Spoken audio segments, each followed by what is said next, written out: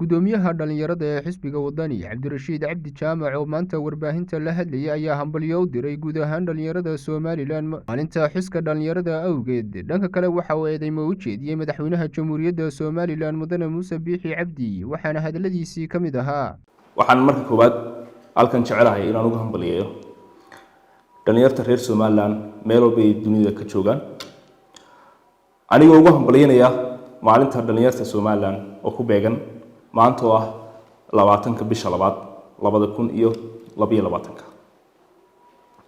Allah way la soconaa xaaladda guud ee dhalinyarta Soomaaliland halka ay ku sugan tahay.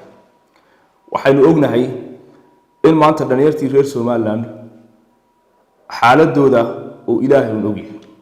Xukuumadda hadda talada haysa waxay Allah ku gashay inay dhalinyarta reer Soomaaliland iyo dhalinyarta Soomaaliland gaarsiin doonto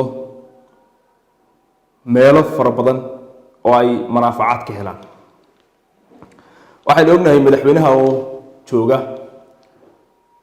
muddo 3 bilood iyo 3 cisho inuu ku dhawaaqay sanduuqa horumarinta dhalinyarta Soomaaliland.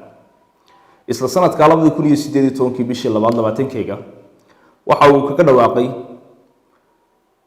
in uu qaaraankii u horeeyay ku shubay sanduuqa dhalinyarta Soomaaliland qaaraankaas oo dhanaa $200,000. waxa uu madaxweynuhu magacaabay guddigaas oo 2020 madaxweynuhu magacaabay waxay ka koobnaayeen wasaaradaha hay'adaha dawladda, wasaaradaha kamid yihiin civil society-ga oo nagaad iyo Soonya ay ku jireen, international partners-ka oo 2 qof looga magacaabay iyo ganacsatada oo 2 qof loogu soo daray.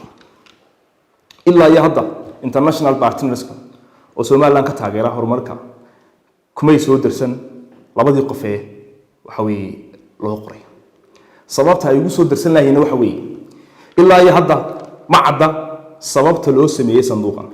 waxa lagu magacaabaa in dhalinyarta Soomaaliland horumarkooda looga shaqeynayo, shaqo abuur loogu sameynayo, fursado ganacsi loogu sameynayo sida ay dawladdu noo sheegtay. laakiin ilaa hadda ma jirto cid ka faa'iideystay. Warsame Cali Warsame, Gobonimo TV.